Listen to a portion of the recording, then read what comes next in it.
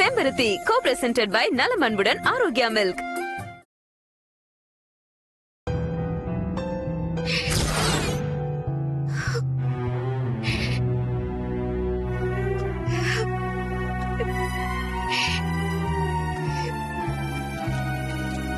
என்ன ஆதி, ஒரு வழியா போலி கல்யாணம் பண்ணி ப்ராஜெக்டையும் கையில வாங்கிட்டீங்க. ஆனா 1000 கோடி ரூபாய் ப்ராஜெக்ட் கையில வாங்கின சந்தோஷம் ஆதி முகத்துல காணுமே. ஏன் ஆதி, முதல் தடவையா அம்மா பேச்ச மீறிட்டமேன்னு குற்ற உணர்ச்சி உறுத்ததா உனக்கு? இதுக்குதான் நான் அவ்வளவு தூரம் படிச்சு சொன்னேன். யாரு கேட்டீங்க? கொஞ்சம் கூட காதுல வாங்கலையே. இனிமே யோசிச்சு என்ன பண்றது? அகிலாக்கா வாய்க்கு வாய் ஆதி ஆதின்னு தன்னோட மூத்த மகனை தான் தலையில தூக்கி வச்சு கொண்டாடிட்டு இருந்தாங்க. ஆனா நீயே அவங்க வார்த்தையை மீறி இப்படி பண்ணிருக்கேங்கிற விஷயம் அவங்களுக்கு தெரிய வந்ததுன்னா அவங்க என்ன செய்வாங்கன்னு என்னால நினைச்சு கூட பார்க்க முடியல. சரி, பயப்படாதீங்க. பண்ணக்கூடாததெல்லாம் பண்ணிட்டீங்க. நான் ஒன்னும் உங்க அம்மா கிட்ட போட்டு கொடுத்துட மாட்டேன். அதே மாதிரி நான் இங்க இருந்தேன் அப்படிங்கிற விஷயத்த நீங்களும் அக்கா கிட்ட சொல்லிடாதீங்க. அப்புறம் நீ கூட என்கிட்ட மறைச்சிட்டியேன்னு என்ன கொண்டு போட்டுருவாங்க. புரிஞ்சுதா? வந்து சேருங்க, நான் கிளம்புறேன். ப்ரோ, சித்தி பத்தி தான் உனக்கு தெரியும்ல. அவங்க பேசுறதெல்லாம் பெருசா எடுத்து நீ ஃபீல் பண்ணிக்காத. ப்ரோ, பார்வதி போய் பார்க்கலாம் வா.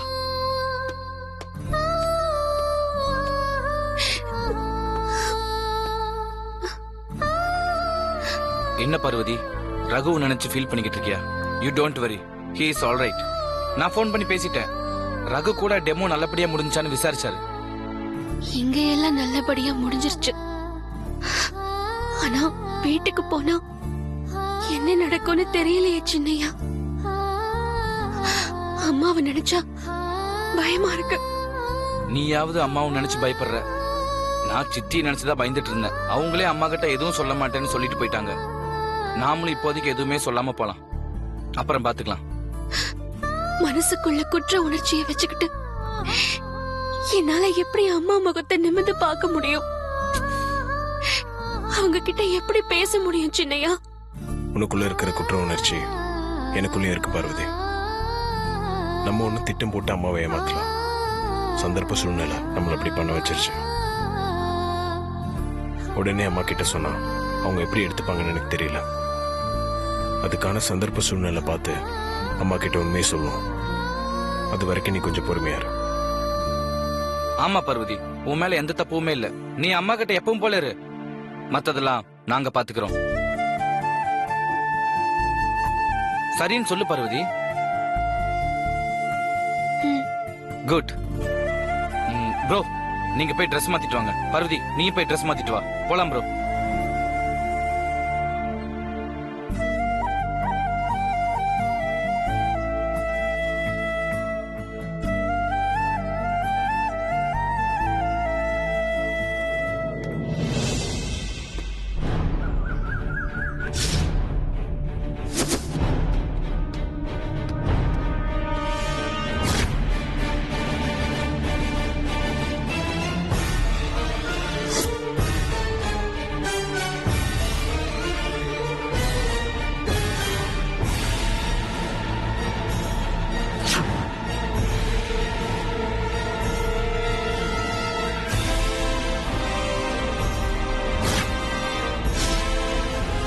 ப்ரோ, சித்தி எல்லா விஷயத்தையும் அம்மா கிட்ட போட்டு கொடுத்துட்டாங்க போல இருக்கு ப்ரோ.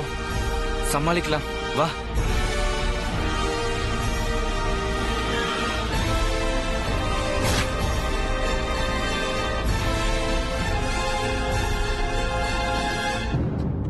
நில்லுங்க.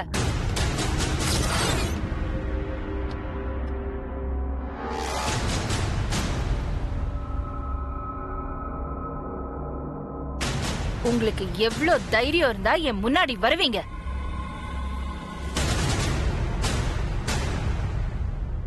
இல்லம்மா, அது ஸ்டாப் இட்.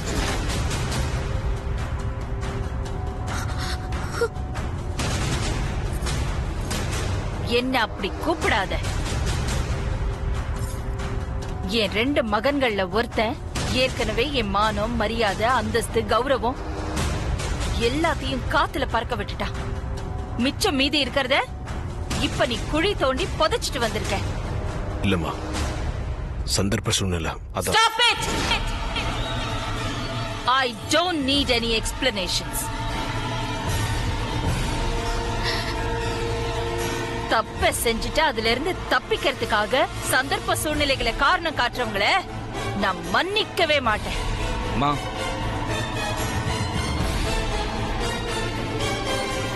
ப்ரோ மேல எந்த தப்பும் இல்லம்மா. எல்லா தப்பும் என் மேலதான். பார்வதியும் ப்ரோவும் இதுக்கு சம்மதிக்க மாட்டேன்னு சொல்லி சொன்னாங்க. நான் தான் கம்பல் பண்ணி ஒத்துக்க வச்சம்மா. ஏய், நீ எல்லாம் ஒரு ஆளுன்னு உன் பேச்சுக்கெல்லாம் மரியாதை கொடுத்து ஏன் வார்த்தையை காத்துல பறக்க விட்டுருக்கீங்க. என் மேல வச்சிருக்கிற மரியாதை அவ்வளவுதானா? இல்லம்மா, உங்ககிட்ட பெர்மிஷன் கேட்கறதுக்காக கால் பண்ணேன். நீங்க மாத்திரை போட்டு தூங்கிட்டு இருக்கிறதா விஜயா சொன்னாங்க. நான் தூங்கிட்டு தானே இருந்தேன், ஒன்னும் செத்து போயிடலையே. போலி கல்யாணமா இருந்தாலும் பார்வதி கழுத்துல ரகு கட்டுற தாலி மட்டும்தான் ஏறணும், அவ கைய ரகு மட்டும்தான் பிடிக்கணும்னு நான் ஸ்ட்ரிக்டா ஏற்கனவே சொல்லி இருந்தோம். என்ன தைரியத்துல இப்படி ஒரு காரியத்தை பண்ணிட்டு இப்ப நான் அதுக்கு மன்னிப்பு வேற கொடுப்பேன்னு எதிர்பார்க்கறீங்க? சாரிம்மா, இது எல்லாத்துக்கும் காரணம் நான் தான். ப்ரோ பார்வதி மேல எந்த தப்பும் இல்ல. நீங்க ஏதாவது தண்டனை கொடுக்குற மாதிரி இருந்தா அது எனக்கு கொடுங்கம்மா. ப்ரோவையும் பார்வதியும் மன்னிச்சிருங்கம்மா. இல்லம்மா, எனக்கு நினைவு தெரிஞ்ச நாள்ல இருந்து இது வரைக்கும் நான் உங்க வார்த்தையை மீறினது இல்ல. ஃபர்ஸ்ட் டைம் இப்போ உங்க வார்த்தையை மீறி இருக்கேன். அதுக்கான தண்டனை எதுவா இருந்தாலும் அதை எனக்கே கொடுங்க.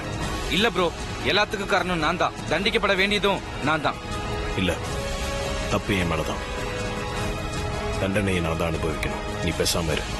ப்ரோ நிறுத்து. தண்டிக்கப்பட வேண்டியது நீங்க ரெண்டு பேரும் இல்ல, உங்க ரெண்டு பேரையும் பெத்த பாவத்துக்காக தண்டனையை எனக்கு நானே கொடுத்துக்கிறேன்.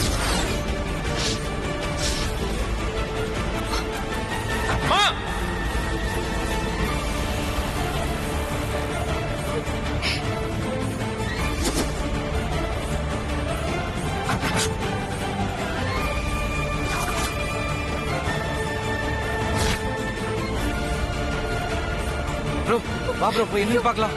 சீக்கிரம் ப்ரோ. அக்கா, ஐயோ,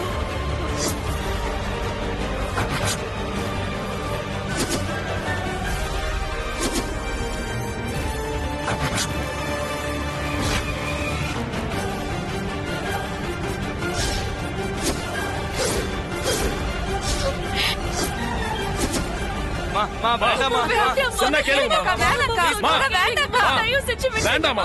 மாமா வேண்டாமா. அம்மா, அக்கா, என்னக்கா இது? வேணாக்கா. எப்போ என் வார்த்தைய என் மூத்த மக ஆதியே மதிக்கலையோ அப்பவே இந்த ஆதிக்கடவுர் அகிலாண்டேஸ்வரி செத்துட்டா. இப்ப நான் தண்டனை கொடுக்கறது அவ பணத்துக்கு.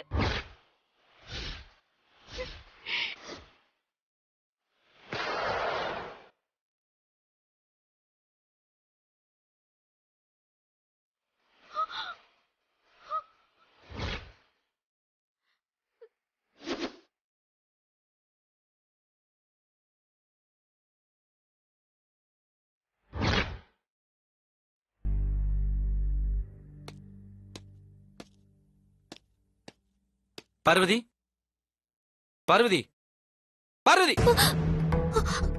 ஐயா, சின்னையா, அம்மா, அம்மா,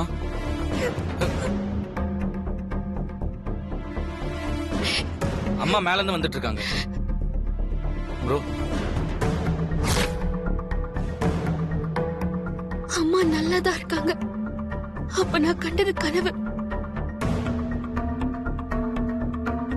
ப்ரோ, அம்மாவை நினைச்சு முகத்துல பயம் தெரியுது ப்ரோ. தயவு செஞ்சு உளறிகளே கொட்டிராத ப்ரோ.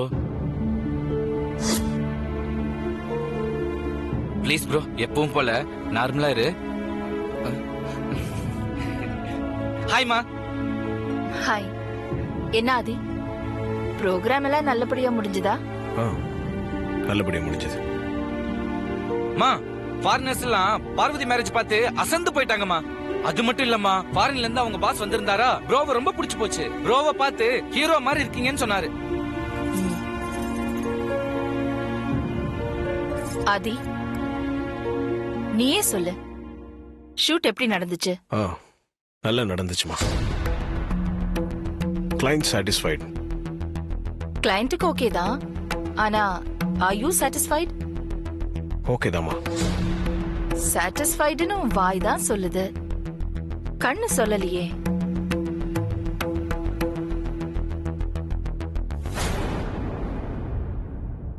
இது வரைக்கும் நீ எவ்வளவோ பிசினஸ் டீல்ஸ் முடிச்சிட்டு வந்திருக்க. அப்பெல்லாம் உன் கண்ணுல சந்தோஷம், உற்சாகத்தை தான் பார்த்திருக்கேன்.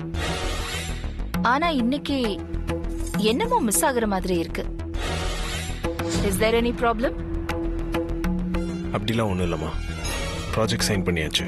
அதை சக்ஸஸ்ஃபுல்லாக செஞ்சு முடிக்கணும்னு ஒரு சின்ன பயம் வேற. அவ்வளோதான், வேற ஒன்றும் இல்லை. ஆதி, அங்க நடந்த ஒரு முக்கியமான விஷயத்த நீ அக்கா கிட்ட சொல்லவே இல்லையே.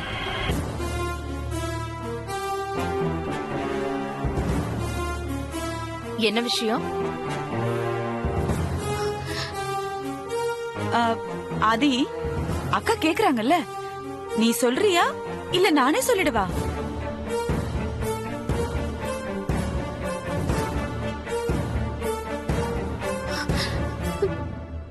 சரி, ரொம்ப தயங்குறீங்க, நானே சொல்லிடுறேன். அது ஒண்ணும் இல்லக்கா, அங்க வந்திருந்த வெள்ளைக்காரங்க முன்னாடி பார்வதி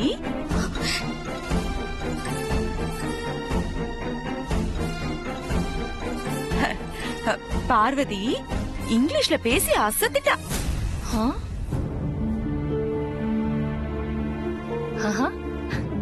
அப்படியா? ஆமாமா, ப்ரோ இங்கிலீஷ்ல சொல்ல அதை நான் அப்படியே தங்கிலீஷ்ல எழுதி பார்வதி கிட்ட கொடுத்து பார்வதி மனப்பாடம் பண்ணி பேச வச்சோமா. குட். ஆமா, நீ வீட்ல தானே இருந்த? அங்க நடந்த விஷயம் உனக்கு எப்படி தெரியும்?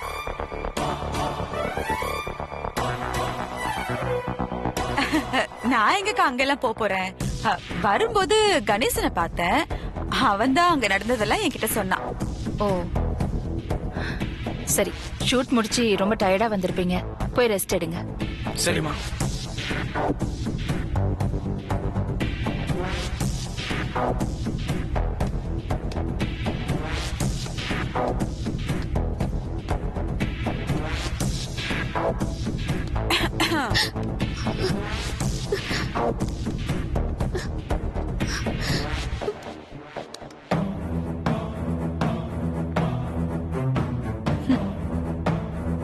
போடி, உங்க பயம்தான் என்னோட ஆயுதம். அத அவ்வளவு சுலபமா நான் யூஸ் பண்ணிட மாட்டேன். என்ன பார்க்கும் போதெல்லாம் நீங்க நடுங்கி சாகணும். ஒரு நாள் வரும், அன்னைக்கு இருக்குடா மொத்த குடும்பத்துக்கும் கச்சேரி.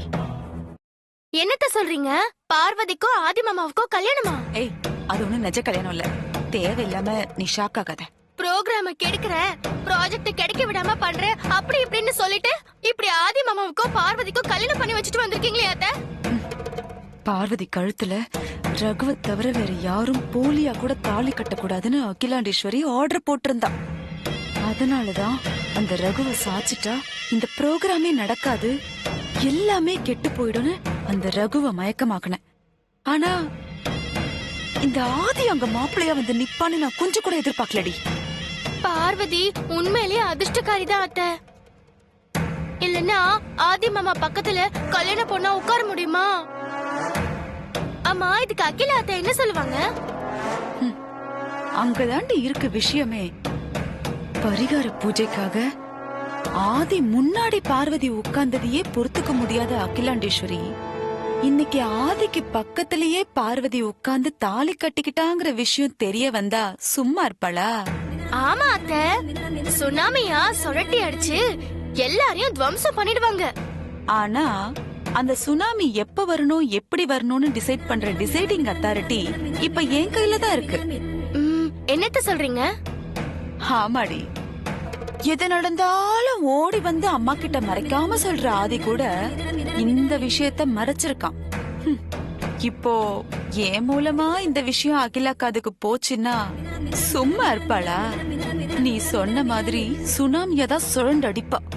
அந்த சுனாமில சிக்கி பார்வதி சின்ன பின்னமா ஆவா. அத்தை, அப்ப உடனே போய் இந்த விஷயத்த பெரியத்த கிட்ட சொல்லிடுங்க அத்தை. அப்படியெல்லாம் அவசரப்படக்கூடாதுரி. பார்வதி கல்யாணத்தை நிறுத்தணும். அகிலாண்டேஸ்வரி இந்த ஊரு உலகம் முன்னாடி தலை குனிஞ்சு அவமானப்பட்டு நிக்கணும். அதுக்கு என்கிட்ட இருக்கிற ஒரே ட்ரம்ப் கார்டு இந்த கல்யாணம் தான். இந்த கல்யாண சீடி என் கையில ஒரு காப்பி இருக்கு. அது சரியான நேரத்துல சரியான இடத்துல நான் பயன்படுத்துவேன். பார்வதிய பழி வாங்குவேன். என்னை எப்பவுமே அவமானப்படுத்திட்டு இருக்கிற அகிலாண்டேஸ்வரிய தலை குனிஞ்சி அவமானப்பட்டு நிக்க வைப்பேன்.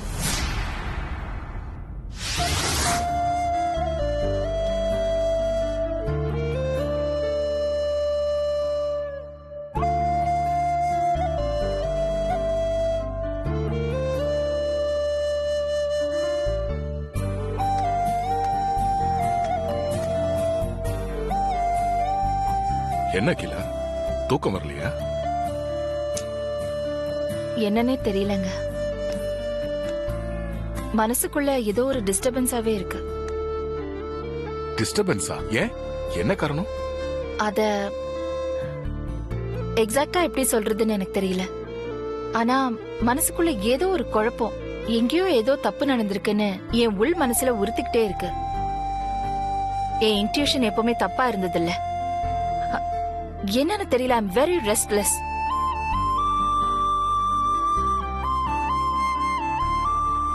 ஐ திங்க் நம்ம ஆதியோட கல்யாணத்தை நினைச்சு டிஸ்டர்ப் ஆயிருப்பான்னு நினைக்கிறேன். மேபி நம்ம ஆதிக்கு பொண்ணு பாக்குற வேலைய உடனே ஆரம்பிச்சிருந்தாங்க. ஆதியோட பர்த்டே அன்னைக்கு அவன் கைய பிடிக்க போற பொண்ண அவன் கண்ணு முன்னாடி கொண்டு வந்து நிறுத்தணும்.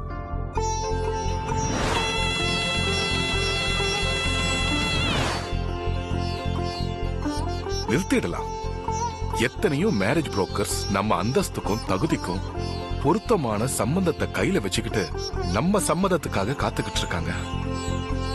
அவங்கள வர சொல்லி பொண்ணுங்களோட போட்டோஸ் முதல்ல நாம பாத்துருவோம்.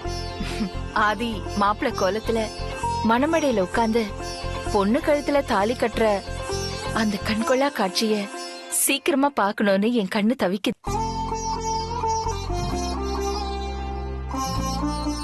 உன்னோட ஆசை சீக்கிரத்துல நிறைவேறிடும் கிலா. ஒரு நிமிஷம், போன் அட்டன் பண்ணிட்டு வந்துறேன். Hello hello hello. சிக்னல் வீக்கா இருக்குன்னு நினைக்கிறேன். கொஞ்சம் நேரம் பேசிட்டு வந்துடுறேன். ஹலோ, 1 minute வெயிட் பண்ணுங்க.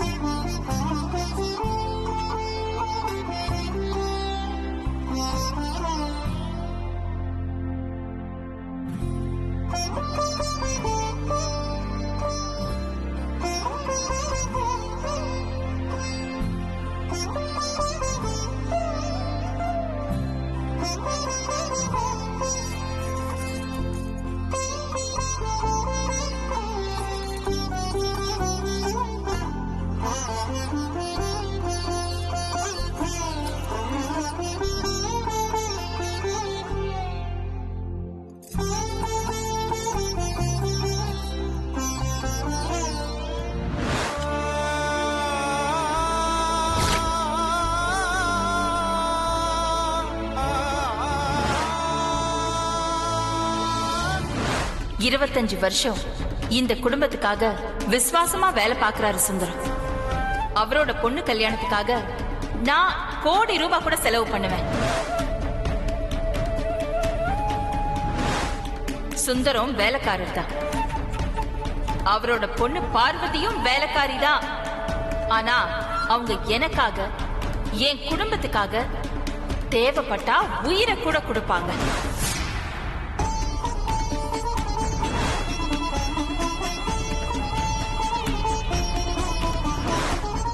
இவ்ளோ பாசமும் நம்பிக்கையும் வச்சிருக்கிற அம்மாவுக்கு இப்படி ஒரு துரோகத்தை பண்ணிட்டோமே.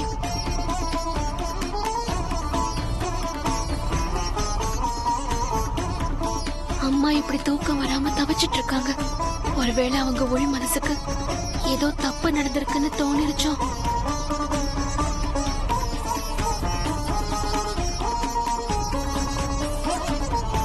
அவங்க கண்டுபிடிக்கிறதுக்கு முன்னாடி நாம அவங்க கால்ல விழுந்து மன்னிப்பு கேட்டு சொல்லிடலாமா?